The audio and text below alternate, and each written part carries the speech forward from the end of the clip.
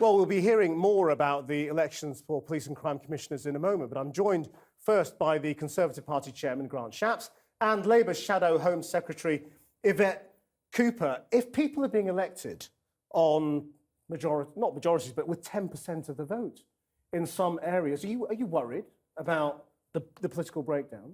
Well, I think it's a real problem that you've seen these police and crime commissioner elections turn into a complete shambles. And the government was warned about this by the Electoral Reform Society, by the Electoral Commission, and we'd said it was the wrong policy at the wrong time. And yet they insisted on going ahead with elections in November, far too little information, and spending £100 million on something with such low turnout. Because the by-election turnouts are bad as well. This is about politics, disconnected from people. Well, interestingly, actually, the turnout in Corby was actually strong for a by-election. So I think the real problem has been... Well, Manchester, actually, the Labour vote did turn out very strongly in Manchester. In fact, it was the Conservative vote, the other party votes, that collapsed in Manchester. Are you worried? Well, the Manchester turnout was 18%, and not dissimilar to some of the PCC elections. Of course, I'd always want to see people turn out and vote. Of course, it's the first time that people have been asked to vote in these police and crime commissioner elections. I think once people see, oh, this has got something to do with, the person I can turn with to, if I can't go down to the shop, buy a pint of milk or a loaf of bread without, at 6 o'clock in the evening, there'd be a group of people, antisocial behaviour. I now know who to turn to. It's the crime-busting... It's not that people didn't know that there was an election. They couldn't be bothered to go and vote on it. Because actually... they didn't think this mattered. Well, it's a new thing. But let's not get this out of proportion. Over 5 million people did go and vote. These people who've now been elected as crime-busting police commissioners have the legitimacy that the people that they replaced, which were the chair of... What legitimacy do you have? Well, hold on. If you were voted in by 1 in 10 people in your area? Hold on a minute. Take the Wiltshire candidate, the Conservative who won there.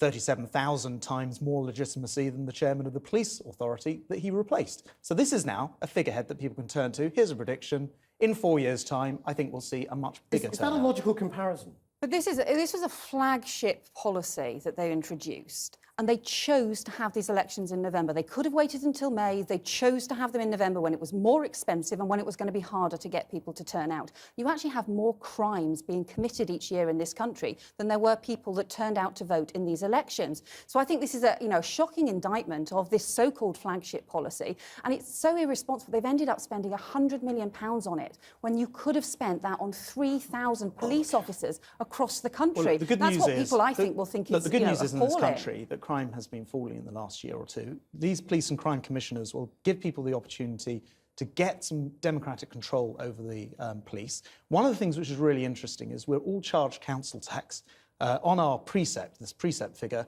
for the police on our council tax bills, and yet there's no representation. So it's taxation this is the case without representation, and that actually changes. You failed to make to people about why this matters in the run-up to this election. I think it's always... You had this election, and then you didn't bother to really go out there and campaign about it. Look, that's incumbent on all the parties to go out there. By the way, we delivered over 12 million leaflets, just the Conservatives alone. I do think that seeing and actually, finding out how it works out and then being asked to vote is obviously always going to provide a bigger turnout. So next time round, I think we'll see a bigger turnout. And actually, I have to say, I think it's about time that we did have some democratic control, some sense of strategic direction, so people know who to turn to. You're going to keep that, though, aren't you? If you get into government, you're not going to respond to that point, and then because new elections, in fact, and the London Mayor was a new election in 2000, and that actually got a turnout of 34%, double the turnout that these elections have had. It is a problem with these elections, and a problem with this policy. Are you talking it down? I think reform is needed. We would not have introduced it. We would not have spent £100 million on these elections. We would have put the money into police officers instead. I think that's the right thing to do.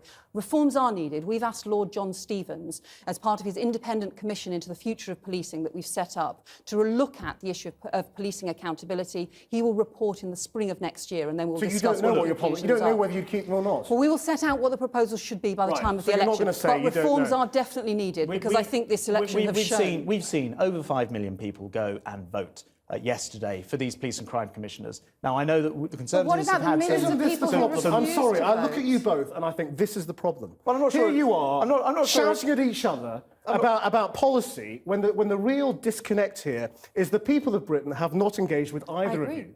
But they haven't engaged with these elections. They did engage in Corby. Corby, we had a very strong result. We had a 13% swing to Labour. That was an area where we had to listen, we had to do a lot of work because we lost at the last election. And I think it shows that the One Nation approach that Ed Miliband set out, the work Andy Salford's done, has built additional support. From today. Well, there haven't been enough people to take part in these elections for you to draw any conclusion? In the Police and Crime Commissioner elections, I completely agree with you. Turnout is too low, and it says a lot about the Police and Crime Commissioner policy and the mistakes that the government has made, that the Electoral Reform Society agrees. But Corby is a good result for us, and I hope you would concede that. The truth is, in an individual by-election, there are always factors. In this case, the MP who had stood down, local factors. Actually, across... Hold on, let me... to suggest that let me just the voters of Corby were so annoyed with Louise Mensch stepping down that they didn't care about all the issues that govern their lives. No, let's not make any bones about it. It's midterm. We did have an MP who stood down. It did make people miffed. I spoke to them on the doorstep. What I am saying also is there were elections